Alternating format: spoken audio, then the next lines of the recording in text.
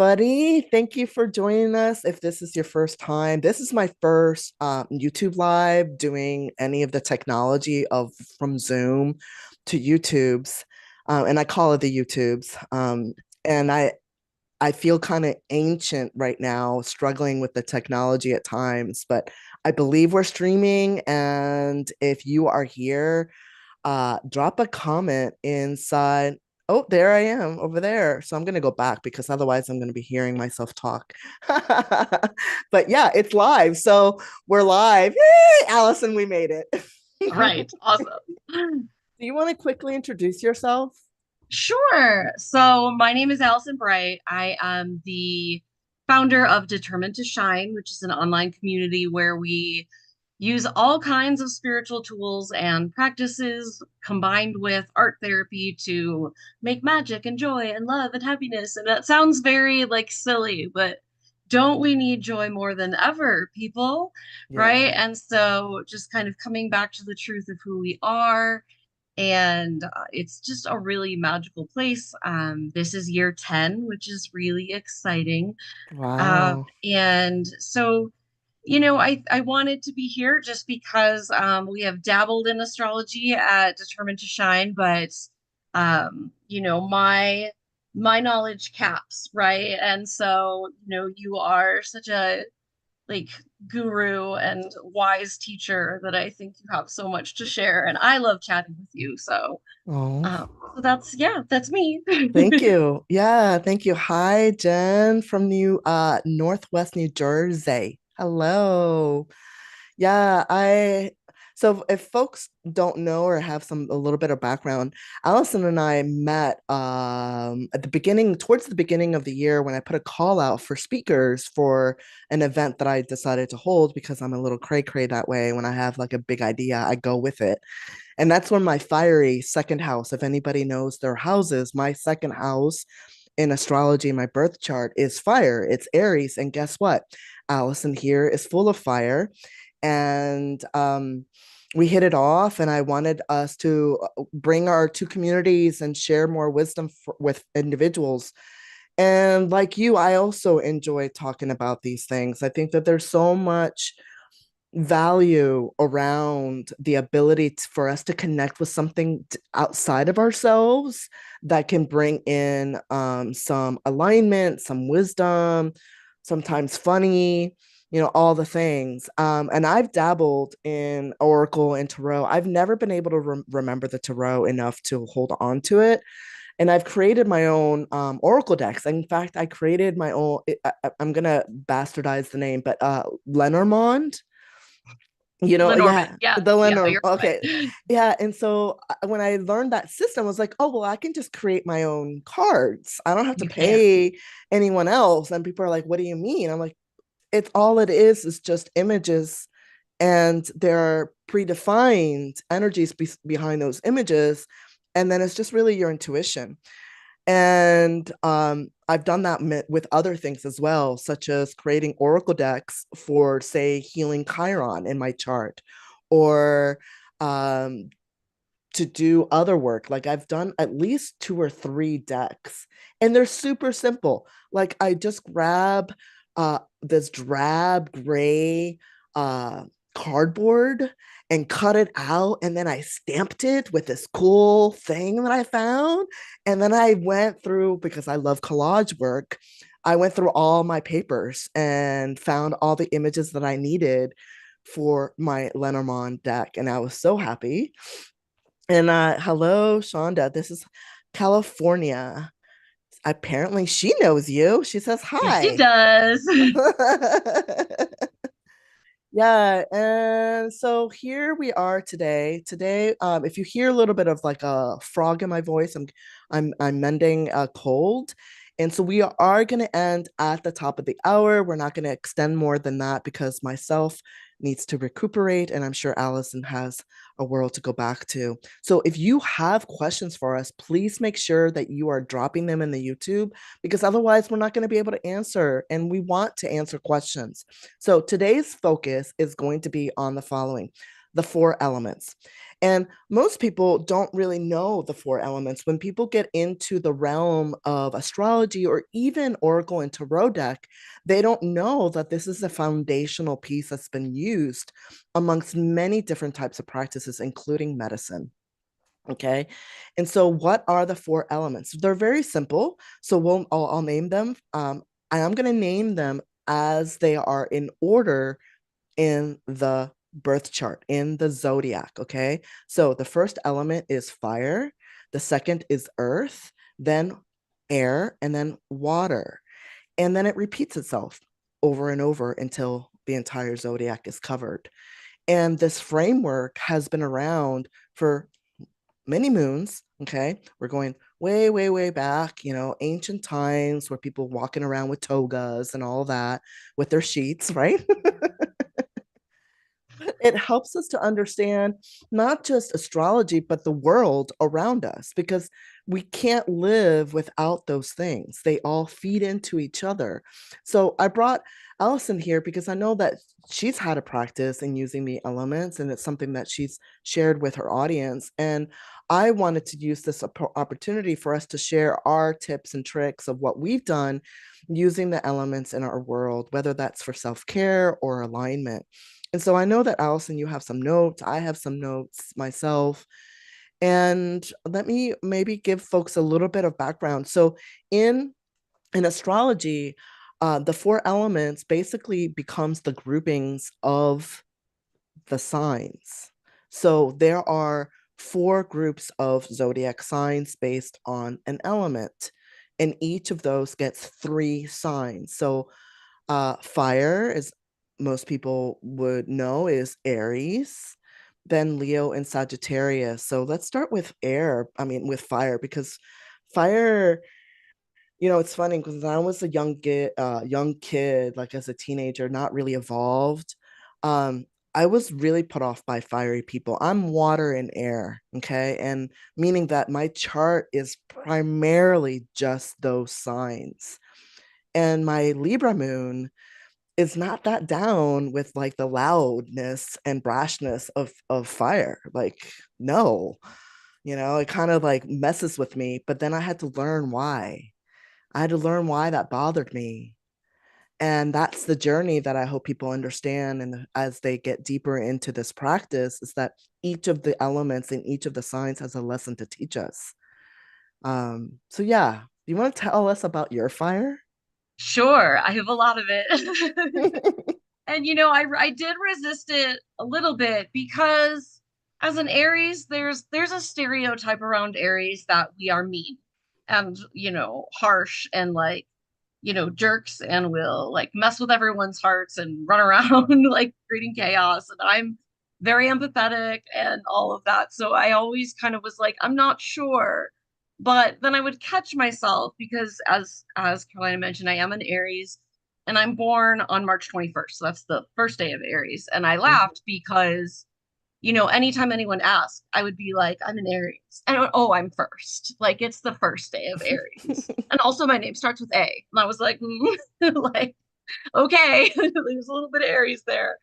Um, and my chart is interesting because it's so much fire and so much water. And then I have some air and I have like very, very little earth, just like a tiny little bit. And just enough to be judgy of myself, right? So and fire and water are such extremes, and anyone who knows me, like I tend to work in extremes. Like I don't have a lot of moderation, and my chart mirrors that. The first time I had my chart done by an astrologer, she looked at it and she goes, if I saw this chart and had to guess, I would say I thought you were a professional athlete because you have that much fire and drive and like Hmm. all of that. So it's just been kind of interesting getting to know that. But I think what I love about knowing the elements in your chart and as they relate to self care is really like understanding how you work and why you work that way, and then what your like best medicine is. And what I mean by that is just like which practices are going to work for you. Like I have always for years I thought I was not an outdoor person. And anytime Hmm. people wanted to do any of that, I'd be like, oh, but I love the sunshine and I love going to the beach, fire, water. But like just being in nature didn't fill me up the way it filled up other people. Well, because I don't have that earth energy in my chart. So understanding that my medicine comes from, yes, sunshine, yes, the water, but like knowing that for me, standing on the earth on a cloudy day is not going to be grounding. Hmm. It's or get the same effect. So if you can know your makeup, understanding how you get to those things is really powerful. And in art, one of the biggest ways to do this is with color, even, right? Like, Yeah. and even with what you're wearing, Yeah. like, as I, my whole life resisted red, orange, and yellow in my clothing. And when I started to wear those colors, I was like, oh, I feel so much more like me, Mm. And so just kind of like leaning in because I think people always think there are good signs and bad signs when there really aren't. And a lot of times we think of our own signs as the bad ones, right? Right. Because Yeah. we are wired to look at what we think our flaws are. And so, you know, once I could get a handle on that like it's not wrong. It's just like fiery. And also I have a lot of water. So they're meant like I am meant to be in balance, right? At least there. And really just getting, oh, this is what lights me up. And actually, like so many spiritual people like love to be in the moonlight and charge your crystals under the moon and all these things. And the moon phases are so important. I am not saying they're not, but I am a sunshine girl. Like I do my magical practices under the sun. The solstice is coming up. Like I am here for it. Like so leaning into that and knowing that was game changing because yes, it's kind of the opposite of what people say is like the way to go, but it's been so healing for me to just understand my fire and just like as a personal empowerment message, like everyone is here to bring their unique magic into the world, right? Like everyone is here to be the most themselves they can be. Like there's nothing in your chart that is wrong. There's nothing in your chart that is accidental. Like it is 100% you, and you're the only one with that chart, period. And like think about all of the people on the planet, like yours is yours. And that's so cool. And like if I am like, oh, I wish I was more airy or I wish I was more earthy, then the world misses out on me. Like Right. I don't, and that's not okay. Me, whatever, but the world can't miss out on you, like watching, like each of us. And so leaning into my fire really helped me kind of come into my own. And for those who are like doing any kind of business work or want to do that spiritual work, leaning into your elements is when you will see start to shift. Mm. Because when I was like, oh, I wish I was like so and all goddessy and beautiful, and I mean, all those things, like I wasn't getting the feedback I wanted. And when I was like, no, I'm just gonna show up in jeans and t-shirts and like be loud in myself and swear a lot, like then it happened for me. So it's like the world needs you as you are, because that's your blueprint, right? And so I think it's just really important to know your blueprint and just be like, yes, I'm okay with this. And here's how I can be the most myself, and here's what will nurture me. So that Yeah. was a very long answer to a very short question, but I think it's a vital answer. And it's one that I share with people too when I do like a reading for somebody, they'll get this like, oh, the sense of relief, like, oh, I'm seen. How could you see that? I'm like, well, it's I don't know anything about you. I'm just reading the symbols that are here on this page. And it's such an empowerment for individuals who are just starting to explore themselves or at a point where they aren't happy with what they've created or what they're at so far, because there is so much societal conditioning of us needing to conform. And I have a strong Mars in my chart. It's in Aquarius. It's also in the 12th house. So if anybody knows their 12th, the 12th is a mysterious, hard to like categorize place.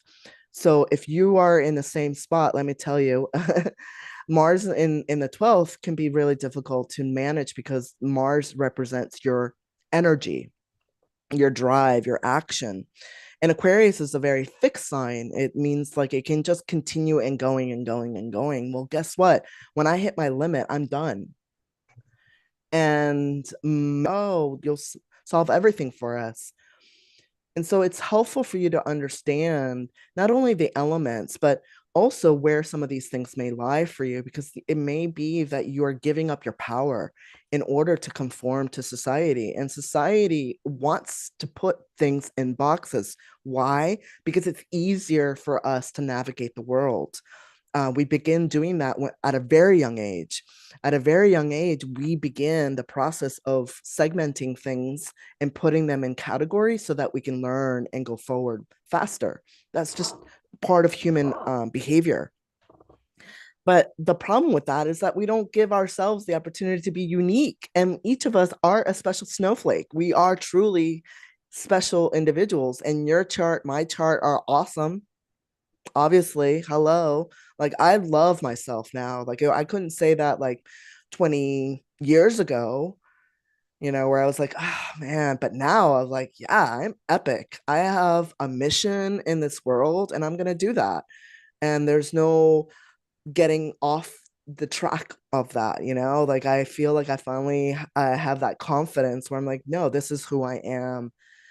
So I'm grateful for that. And so yeah, fire has a lot of gets a lot of a big bad rap, from Aries into Sagittarius, because most people don't understand that what their mission is. Fire's mission is to be the vital thread of the zodiac. They're meant to be the action driven individuals. They're meant to be this willpower forward, forward, forward. That is the mission of fire.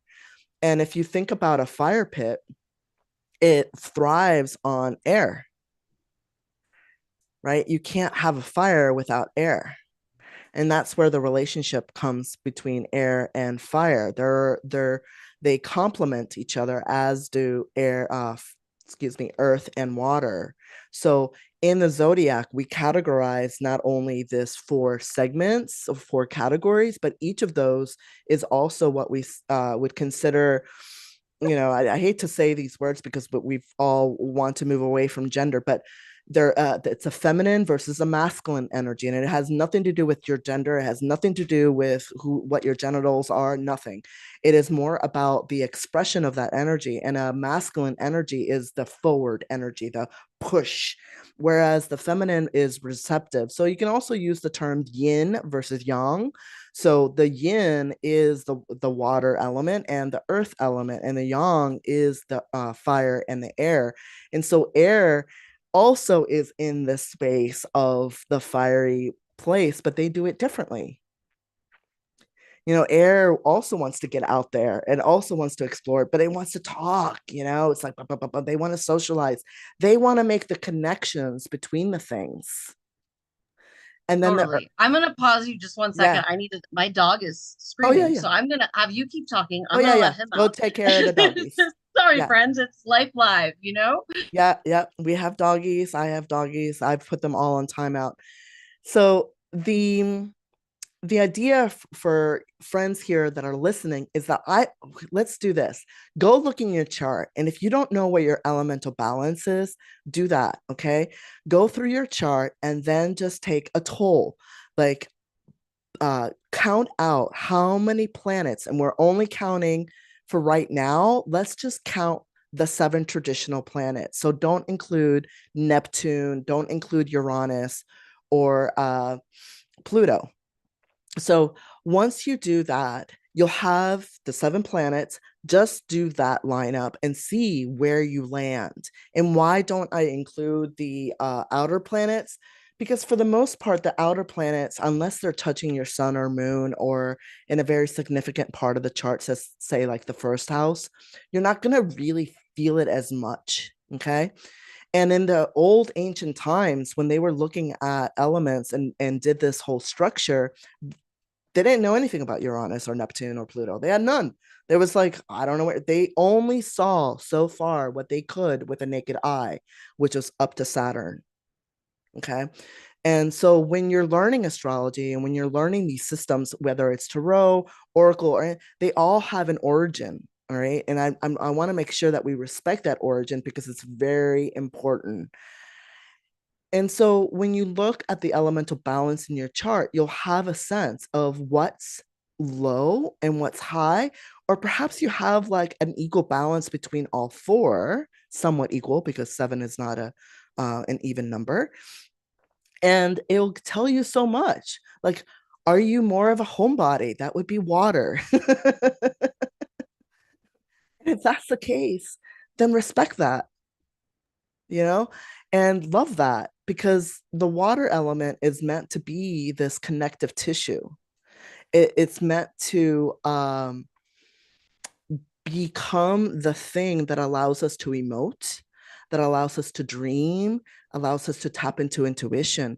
But say you're lacking some of those. What say you don't have water and earth, then you can do the water element activities. You can do the earth element activities to tap into that and help you. So you were saying how Aries, for you, a grounding is not to sit on earth.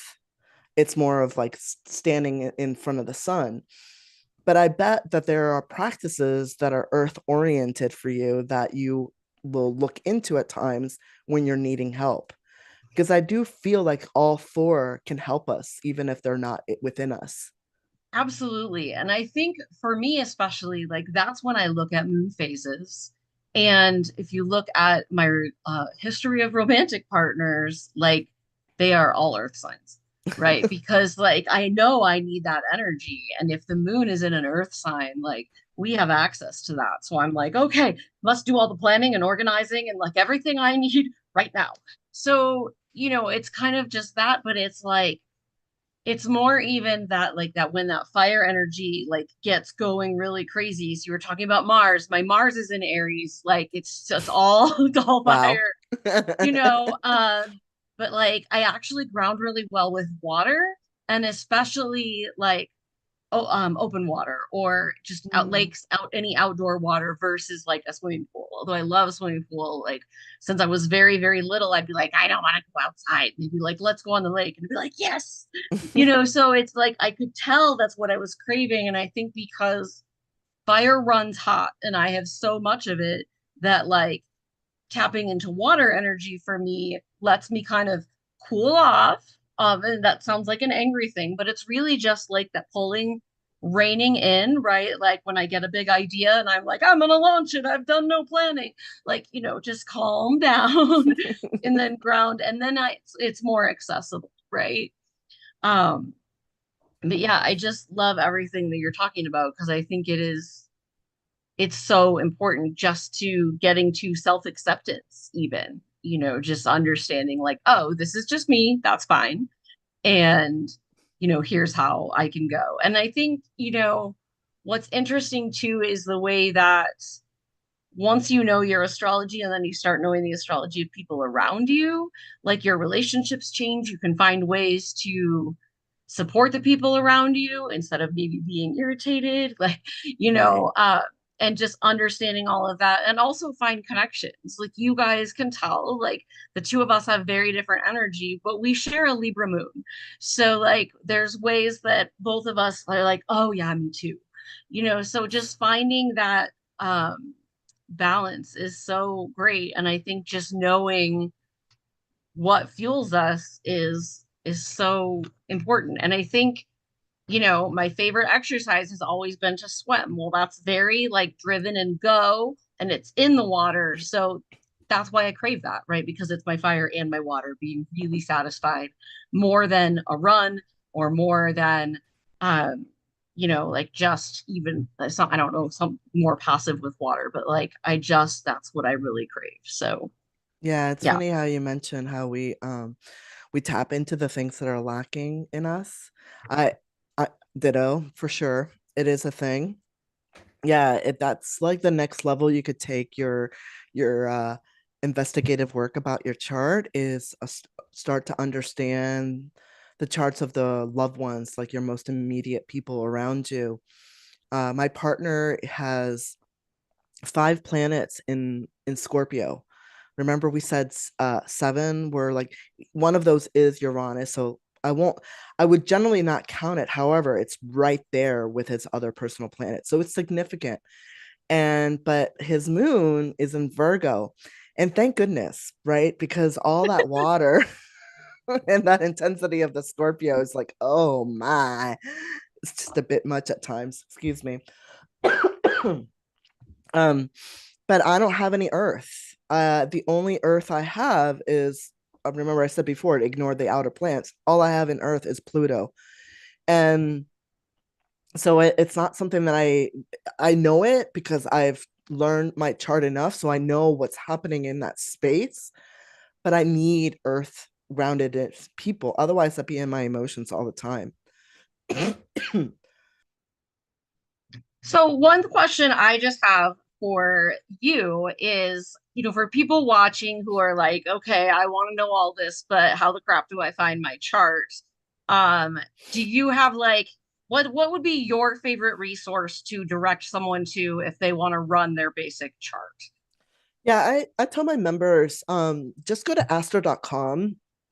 It feels like you're going back into the 1980s when you pull up their website. It does. It's my favorite too. Like, And so it's true. not, it's so counterintuitive, and you'll probably like get really clumsy around it, but it's free, A.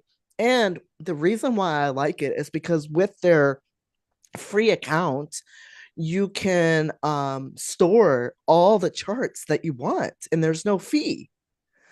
So go to astro.com, generate a birth chart. And when you do that, make sure that you run it for whole sign houses. That's what I teach. I don't teach Placidus, which is a different house system. So if this is a bit too advanced for you, what I'm talking about is there's many ways of dividing the chart, meaning into the 12 segments that we talk about, the houses. In whole sign houses is an ancient technique, and it basically says that whatever the first sign, the rising sign is, that is excuse me, that is the first house. And then from there, everything flows. So if the first house is Aries, because their rising sign is Aries, then their second house is Taurus. If their rising sign is Pisces, then their second house is Aries, and so on. So that's the easiest way.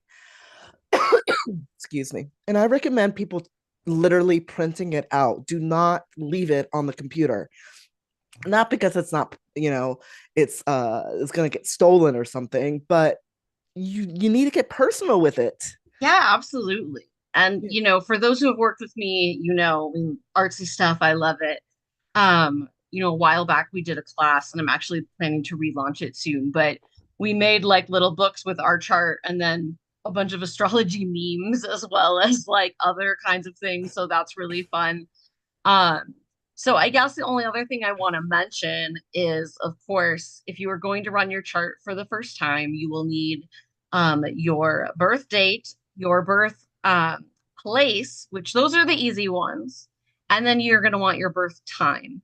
Yep. And um, that part can be tricky for some people, right? And so, Yep. I'm going to share my little like tips that I came up with for when you really can't find it. So the best places to start if you don't know, if you get lucky, it's on your birth certificate. Like in the state, I was born in the state of Michigan. It is on my birth certificate, easy peasy.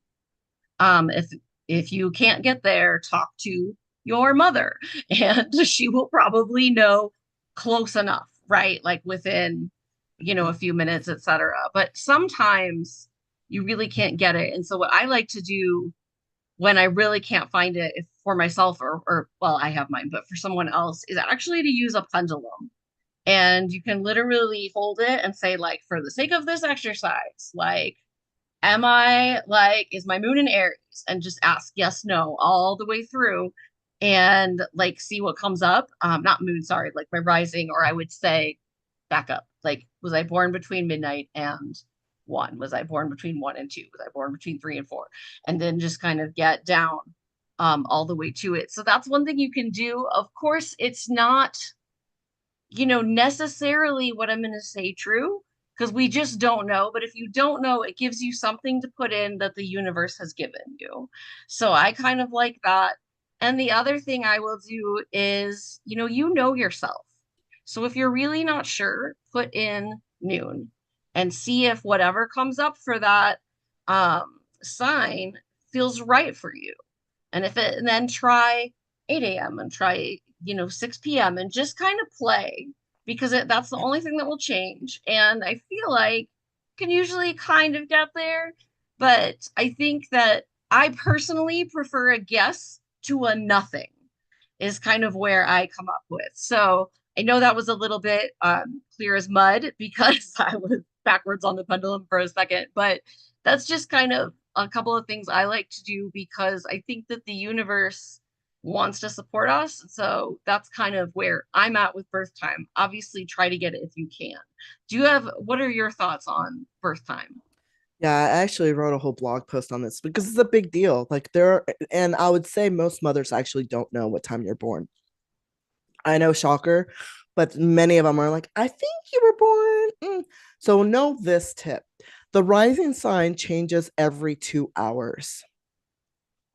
And so in 24 hours, right? You've covered the whole zodiac. So you could do every 2 hour segments. The other thing is that if you truly don't know and you're not really feeling confident in the results you get by using the pendulum, which is a brilliant idea, then just run a chart where Aries, you can select it on Astrology. It says get a sunrise chart. And generally, what happens, it will put Aries in the first. So you won't know the rising and you won't know the houses because of that, but you will know 99% of the planetary placements. The one thing that may be iffy is the moon because the moon changes signs much more quickly, like 2.5 days, I think it is. So you can try that. And if all fails and you are determined to know the exact time, I don't offer this service myself, but there are people who are rectification experts. That's what it's called. It's called birth chart rectifications, and they go through a line of questions for them to pin down. And those questions are generally about events in your life. Isn't that cool? Yeah, I love that. It's just that like, what you ask? Yeah, exactly, because everything is seen in the chart. And so just by knowing some key events in your life, they can pin down the rising sign. So yeah, the elements have taught me a lot. I want to talk a little about earth because earth sometimes get, I think honestly, I think all signs get a bad rap. And it's been one of my biggest grudges against the internet and social media because there's so much bad talking about every single sign. Like everybody's a sociopath, everybody is mean. Like really, we're all that. Like, Those ones are crazy. Those yeah, ones only cry, like all of it. all of it. And I'm like, no, these are human experiences and conditions that are felt by everybody. They just happen to be showing you more of one right now. And Earth, for the most part, I'd say probably Capricorns get the worst of it because the people see them as hustlers, but each each sign serves a purpose. Each sign is a anti whatever was before it. So it's a reaction of what was before. So Aries is a reaction of Pisces, and Taurus is a reaction of Aries. And what do I mean by that? Well, after that fiery energy of Aries is essentially the seed that breaks through the ground because it takes that much courage and drive for a seed to break through ground. And then beyond that, you have all the other signs that take forth, right? But that breaking through of the ground is Aries. And then Taurus then takes the life form and it's like, I want to find all the things that make me comfortable. They're about the senses. And they really love chocolate chip cookies. I do too.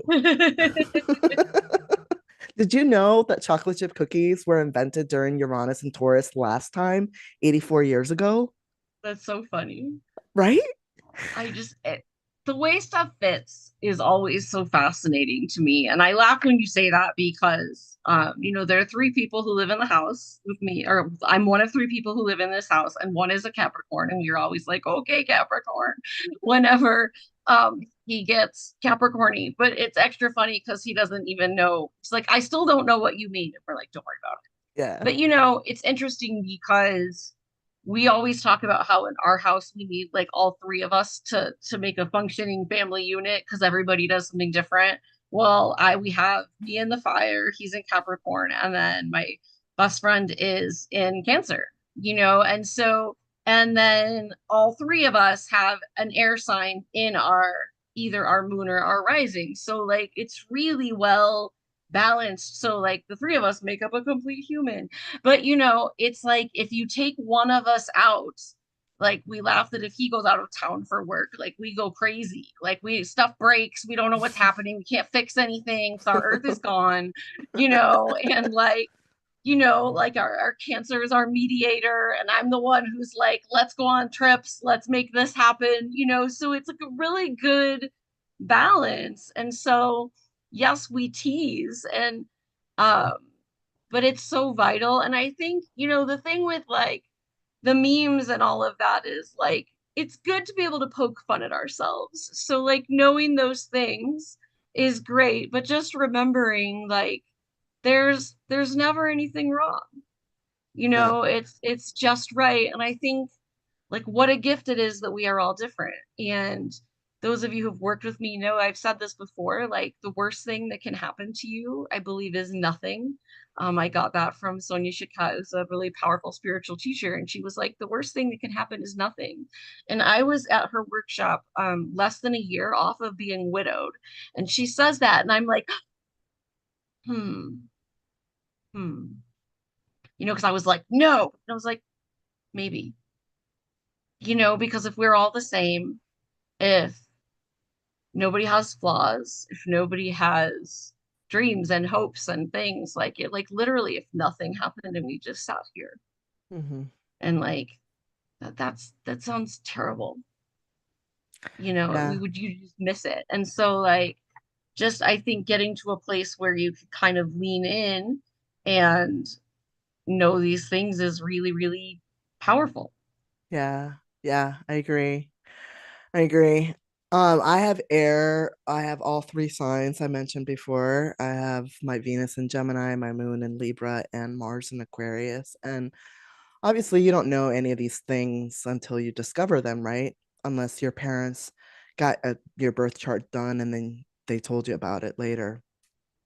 When I discovered that, it made so much more sense that I was like, oh wow, I see air now in my life, um and the conflicts that it can have with the water. So because they're nothing alike, they have nothing in common, right? And so air for me has helped me to understand that I it's vital for me to build relationships. It's vital for me to connect with humans. And it also has given me talents. My talent is that I've worked in the internet industry since like the beginning of the 90s. That's where I began. And uh, those knowing where your strengths are, I think if I would have known that earlier, I probably would have pushed it a little bit harder for myself, you know? Um, but I also had to honor my water, which is where my sun is, and my rising. And so yeah, the balances. So I know that there's quite a few of you listening right now. So if you know what your elementary balance is, let us know because I would love to hear what others are experiencing out there in life. And while we're doing that, I wanted to share some of my things that I came up with Awesome. for the elements. Okay. Let's go backwards. Let's start with water. So the realm of water is Cancer, Scorpio, and Pisces. And when you're learning the signs through the elements, you basically will just learn like the general essence of what these signs are about. And so water, as I mentioned, is a connective tissue. If you drop if you do a drop of water and then another one next to it, inevitably one wants to connect with the other. Okay. And that's what water is. It helps us to be that uh the mother of connection of all amongst society, because they're the ones that are out there doing the emotion, doing the intuition, doing the depth of feelings that many people have a hard time doing. And it's not because they may be lacking water. Remember, all 12 signs and all four elements are in your chart. So the amount of that will vary per person. So water is epic. It's necessary. We can't live without it. We can't live without water. We could live without air, I mean without fire, but we would not really survive in this day and age, right? We all cook our food. We need fire. In fact, fire is what got humanity to the point that it's at now. Right. I'm like, I want to go off on a Greek mythology straight, and I'm pulling it back because we don't have time. But like, I I'm love like, you. let's tell the story. So when you're thinking about how to work with these elements, just go super basic. What is water? Water. So how do you want to work with water element? With water. So go to the ocean, go to the lake, go swimming, dress in blue, paint in blue. Um, talk about it, do self affirmations about emotion, about intuition, about depth of person. You could get crafty and do a moon water anointing of yourself, like with affirmations that mean something. Um, you could also use your menstrual blood. That's another way of connecting with water. Some people would get really icked by that, but I don't know why. It comes out of your body, it's natural. But you can use your blood as a way of connecting with water in your art. I've known many people who use blood in their art, and I know it sounds gross, but believe me, it's very powerful symbolism and things and acts when we utilize what we have within us. Another one is dream tracking. So dreams are the realm of us getting into another space. I don't know, maybe it's the placenta water that we connect to, this memory place that helps us to bring down what they mean. So if you're not really connected to your dreams or would like to, maybe you set a glass of water next to your bed each night and have like some sort of affirmation and blessing. Don't drink the water, leave it there. And then if there's a dream that comes up, wake up, have it written, have a journal next to you and write it down. Don't make sense of it, just write it Right. down. And then do that And yeah, multiple and write it times down fast fast. because you will start to lose it. Like once you start writing, you'll get it. Like it'll, and then I feel like you remember stuff that you don't otherwise. But um, if you wait, it'll go. Um, and I think that's really important. And I mean, I when I track dreams, I feel like I don't sleep very much sometimes because I do have at least two or three that I will remember most days, which is a lot. But I think paying attention and then just be curious. Yeah. For me, like dream interpretation isn't like a ladder means such and such, but like the example I always give is when I first started showing symptoms of my multiple sclerosis, I didn't tell my parents because I Mm. was like, they have a lot going on. I'm going to wait till I have some answers.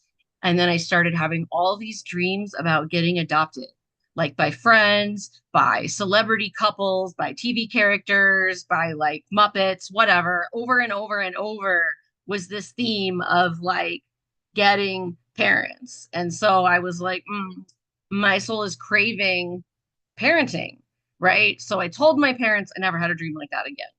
The sillier example is I kept having dreams that I got attacked by a lion and I didn't know what to do. And one day I was like fed up. So I Googled what to do if you run into a lion in the wild and the dream stopped. And so some part of me, like that has to have been like a past life thing that needed to get resolved, like was very like, you need to know what to do if you find a lion.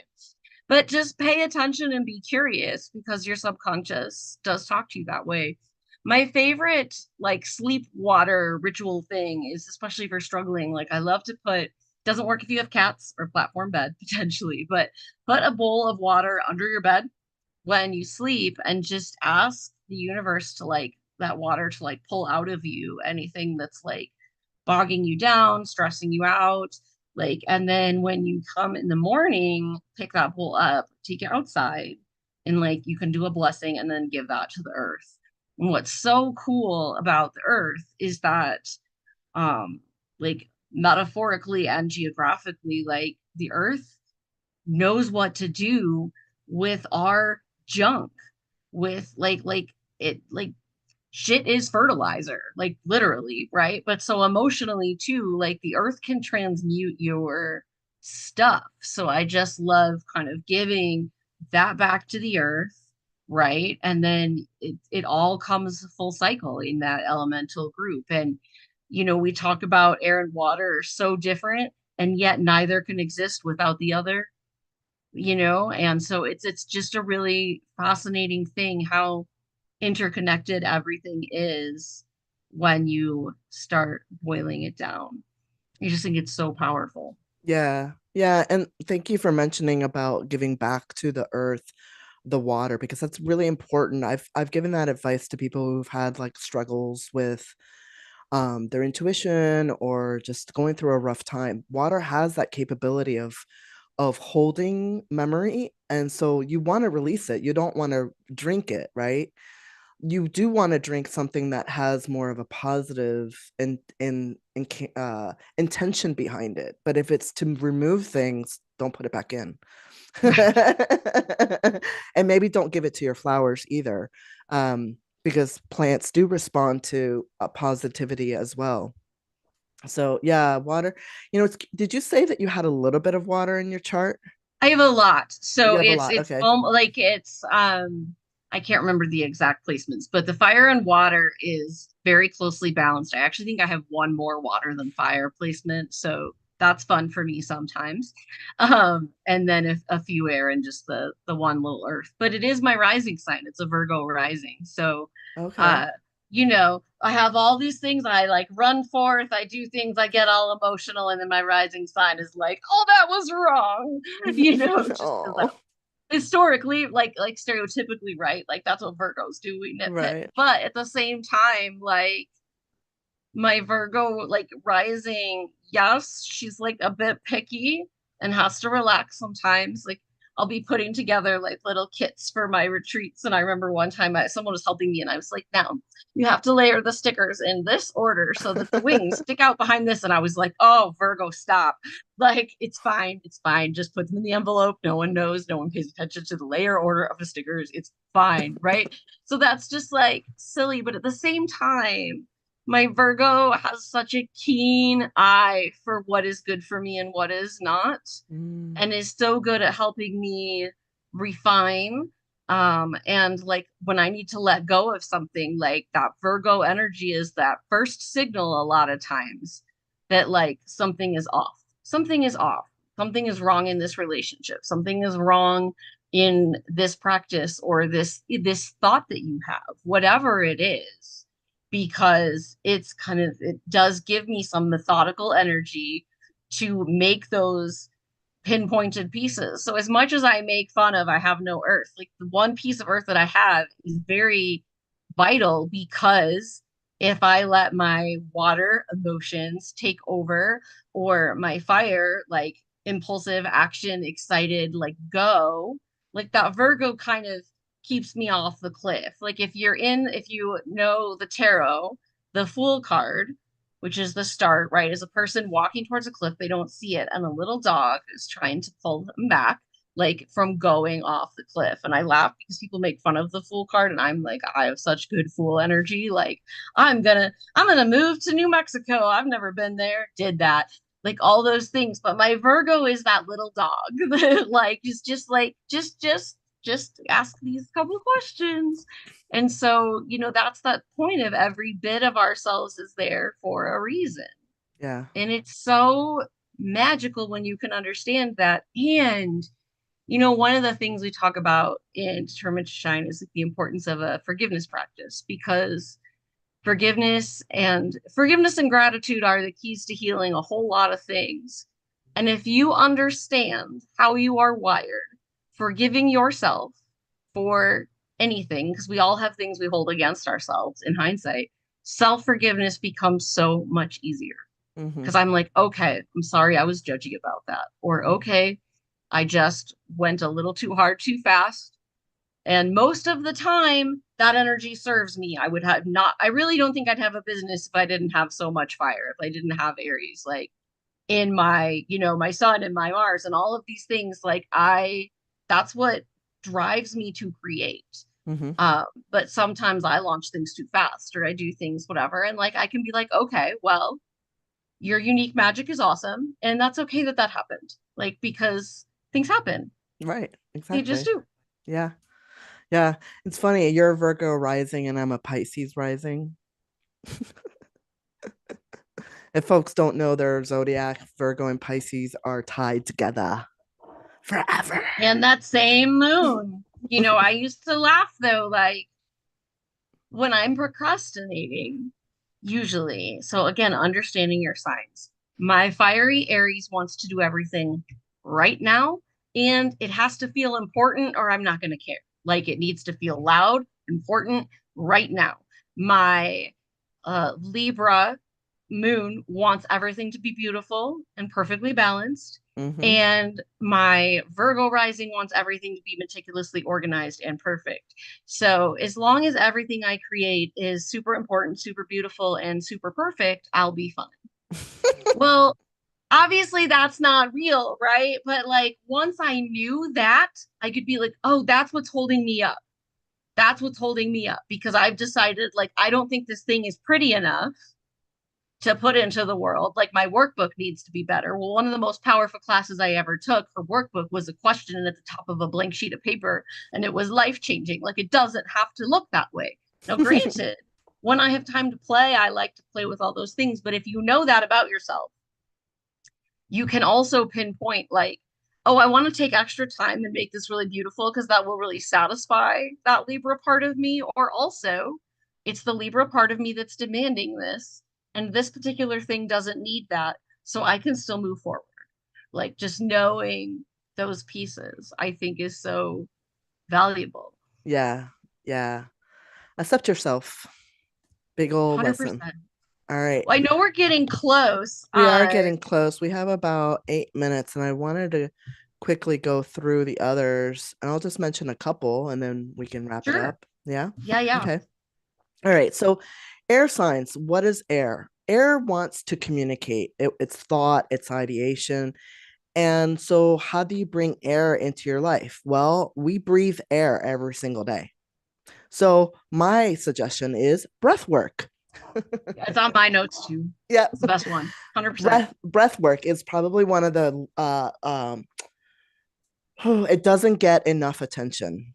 It does in the like woo as well as like ultra health community, but it really needs to be for everybody because the moment that we learn how to breathe deeply and then exhale deeply, we remove stagnant air out of our bodies. Most of us are holding on to air that's like really old and gross. Mm-hmm. Fact, you can look it up. So breath work is amazing, and if you don't want to do that, then go hang out and like stare at the sky. Stare at the Yeah. sky. And just, paying attention, like breath is obviously critical, but most of us as humans breathe wrong. Mm-hmm. So I read this book called Breath by James Nestor, which like if you're not really into it, it's probably like it's a whole book about how to breathe and all these experiments he did, but essentially like the importance of like breathing deeply and fully, and especially the importance of nasal breathing versus mouth breathing. Mouth. So I've always breathed through my mouth at night. And after reading this book, I started a mouth taping process. So I shut myself up at night. And I will tell you, my blood pressure went down by Mm-hmm. two like levels on the chart. I was like in early hypertension, and now it's either like normal or mild. Like all of these things in my life got better because I started breathing correctly. And some of it has to do with how we evolved, and like there's not enough space for our airway and all of these bizarre things that he goes into. But just like no, breathing slowly, fully, and through your nose can like heal your stuff. Like we were going to put me on blood pressure medication. Now we don't have to. And that is the only thing that changed. Wow. Yeah. Wim Hof, that's a famous guy out there. The Wim Hof method, he talks a lot about breath work and cold plunges, which is also greatly beneficial. So if you want to do some other water work, do a cold plunge for resetting your nervous system as well as for healing. Do you want to share your tips for Earth? Oh, my earth. Yes. So, my biggest way to work with earth is to combine it with any of the others, right? So, like, if I sit outside on a sunny day, and I am very fortunate because I live in the desert now, so there's a whole bunch of those, like, they magnify each other, right? Because that bright sunshine is like so filling and relaxes my system. And then that earth beneath me, I can feel and really tap into that earth energy. I walk barefoot everywhere all the time, especially outside. I think it's really important. It's hard in New Mexico. The ground gets really hot, especially pavement. I burn my feet a few times every year because I refuse to wear shoes. And everyone laughs at me, but I don't really care. I just feel better with the ground under my feet because I don't have that much earth naturally that I want to connect with it as often as I can. Like that's just a subconscious thing. I think really. And the other thing I would say for earth is like, in meditation or when you're outside, there's this common thing in the new age world or whatever where they'll talk about like imagining your energy going into the earth and like Mm-hmm. almost hooking into the center of the earth. And a really beautiful woman named Erin Orion kind of taught me to like flip that, right? Because like we as humans have done enough drilling, right? And so like inviting, like visualizing the center of the earth and asking it to come to you Mm-hmm. and like just allowing that energy to come up. And the phrase that she used in meditation the first time I heard it, she said, Mama Gaia, hold my hand. And I just wept, right? Mm-hmm. Because it was so powerful to like invite the earth to come to you instead of like going and taking it, right? Like, Right. and so it's a small shift in your words, but it can feel so different. Yeah, I like that. I would say take that mindset to anything around the earth and say thank you for all of its blessings. Like even blessing your food and thanking for all the animals and creatures and plants and humans that have brought this beautiful bounty to your table would be a great way to honor Earth in your life. Um, if the other one that I have here is sensory devotion, like spending more time in that space because Earth really is about the practical things, the things that they can touch, which is what? Our bodies, right? This is our biggest thing of a reminder that we're in physical form. Um, so maybe create an altar that honors the senses for you, something that smells good, something that tastes good, things like of that nature. You can use candles obviously for fire, but you could also have like something that is not burnt to represent fire. You can have Mhm. red, for example, or maybe you have like cardinal birds, like a cutout, and there you go. Sure. Like, it's color is a big thing. You touched that a little bit earlier, but color is associated with the elements and the zodiac, and it's everywhere. We don't realize that these tools are have this other layer of meaning in color, because we respond to everything in our environment. If you're I have a friend, and all they wear is black, and they are Capricorn rising. Okay. If you know your zodiac, black and dark browns are Capricorn. Okay. It couldn't get more Capricorn than just wearing black all day. Um, and honestly, that is it. All the clothes have been like just whittled down to only that, to black. I'm laughing because I know two earth signs who do that Yeah, 100%. it's So, hysterical. yeah. And like I can't like neutrals and me, no. Like we don't, someone's like, do you I don't own anything beige. Like nothing that doesn't exist in my world except on my walls and I rent. So, Yeah. otherwise they would not be that color. Yeah, color therapy is a real thing. So explore Mhm. that, whether at any of these elements and see what feels good to your body. Most of us already dress in this way. We just didn't realize like that what's happening. Yeah, and I think like, in art, I like to use the colors in terms of like, what do you want to magnify? So if I want to bring my fire forward and work with it, then it's lots of those, red, orange, yellow, etc. But like if I need to calm down, if I want water energy, if I want earth energy, use those colors. Use what you want to attract. And same with what you're wearing, all of those things, you will feel different in red versus blue versus brown, like day to day. And so knowing that, like, how do you want to feel in your clothes? How do you want to feel in your art versus just like, what do I think I like today? When I started paying attention to how colors made me feel, I discovered that colors that I thought I didn't like, I do. And, totally vice versa. And remember, there's different shades of everything. So you might be like, oh, I hate green. Well, maybe you just hate one green. Like there are greens I love and there are greens I don't love. Yeah. But like looking at that stuff and really giving yourself room to just like slow down and react because we're not great at that as humans. And especially if you live in the United States, we're extra terrible at that. So just like allowing that to come forward, I think really can just, I don't just make magic. Like, just Yeah. make magic, Yeah. right? Play around, be curious about yourself and others around you. Yeah. And then we've come to Awesome. the last one, fire, and then we'll be wrapping it up. We're at 201 now. So fire, I mentioned vitality, willpower, action. Candle magic, you mentioned that before. Yeah, 100%. And even just like, so sometimes I'm going to light a candle and I'm going to have a like ritual practice, right? Because those ceremony works really well for me.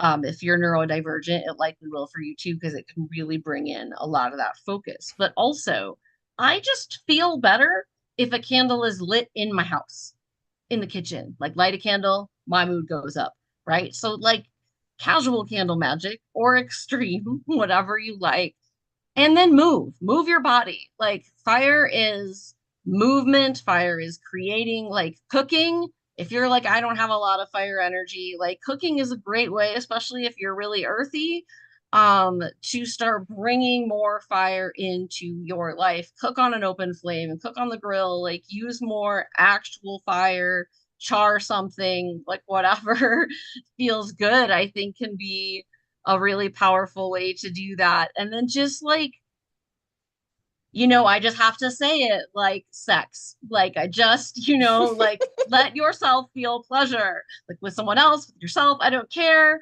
But like we are meant to feel pleasure. And that's really like good earth stuff too, because we're honoring our body. Like just let yourself feel good and let go of some of that boxy stuff. And so I think it's really just like move. And I think, if you're a really super like indecisive person, like try tuning into those gut reactions and just going. Like, if I did know, what would I know? Like, if I did know, what's my answer? Okay, let's go. I like that. And if you do have a lot of fire in your chart, remember you're meant to move. Fire is not still. There's nothing still about fire. And detoxing the body is one of the great ways that helps all of us, but for fire especially. So if you want to detox the body, then do like hot saunas, yoga, whatever, sweat if you're able to sweat. Some people aren't able to sweat because of their medical condition, but if you are able to sweat, do that. That will be your checkpoint of being like, okay, I've gotten there, because fire needs to move. And when you move, you naturally sweat and you're helping your body Absolutely. detoxify. And like for me, so if this is some of you, like I have MS, so I'm really heat sensitive. So sometimes when people are like, "Oh, I can't exercise because whatever," that's when swimming is magical because it keeps my temperature down. and I can go as hard as I need to because I'm a pretty strong swimmer. And like, I won't overheat, but like, I can move. And that's so important. And even just things like, if I'm particularly myself that day, you will see me dancing. Like I will dance at the grocery store, I will dance like in my kitchen, I will dance anywhere. I don't care if people are looking at me. Like I don't know those people anyway. If they're strangers and if they know me, they expect it. So it's fine. But just like let yourself move. Your body wants to move. And if you need to force it, what I mean is like when I was in my really intense grief, and this is before I knew a lot of the things I know now, when I was in my really intense grief, I had a rule that like I had to dance to one song a day. So like if I got to the very end of the day and all I had done was cry or stillness, like I would put on Taylor Swift, of course, and like just move for 3 minutes and then done. And that was so healing because we have to move. So just, let yourself go. Like, I think it's really important. And I think that's the one thing that is really important for everyone, at least to a point. It's like we're meant to move in whatever ways we can. I know people definitely have their own um limitations at times, but there are ways to move. When my MS was really bad, I went to a conference and I would take breaks and sleep in the corner on a yoga mat because I wanted to be in the energy, but I couldn't go that long. And she was doing a dancing exercise, and I was on my back on the floor, and I like held my cane up in the air and was like moving it in a little circle. So like, do what you can. It's great. Yeah, that's It's beautiful. great. Yeah. So I know we're gonna wrap up. Yeah. I just had a couple things to share, and then you have some awesome stuff to Yep. share as far as what's going on. So I just want to let people know if you want to go to my website, determinedtoshine.net, and you click on free gifts, I have this handy Starry self-care guide that like goes sign by sign and gives you some mantras and self-care rituals. So it's super fun. It's, free PDF, no commitments or anything. So you can grab that. And then if you do want to spend more time with me, I have a retreat coming up in a few weeks. It's on the main page, right in the middle. And it's called Right on Time because we are always right on time to shine. And yes, I had to make a pun, so it's fine. But just letting ourselves have some joy and fun and creativity in this like little bit of a hellscape we are all kind of living in at the moment. So would love to see you there for that. So those are my little offers for you, but you have some amazing, Yeah. exciting things going on. So tell everyone what you have going on because they should all be there Yes. and I will be there. So we'll also include these links in the description of this. I have to update it with the latest. So for me, I have another conversation happening next week, and it's actually going to be talking about art and astrology. Where do we see that in the chart? I'm going to be talking to a friend of mine who's an artist, multi-talented, and so we're going to really explore that topic and what can we see in the chart. So please join me. It's also in the YouTubes. Just click on the live and you'll see the next one and just hit reminder and it will remind you. And then my event that's coming up is on June 19th and it's called HeartCraft Live. I'm doing a about 2 hour workshop. Yes, HeartCraft. I'm Why? so excited for you guys. You have no idea. Sorry.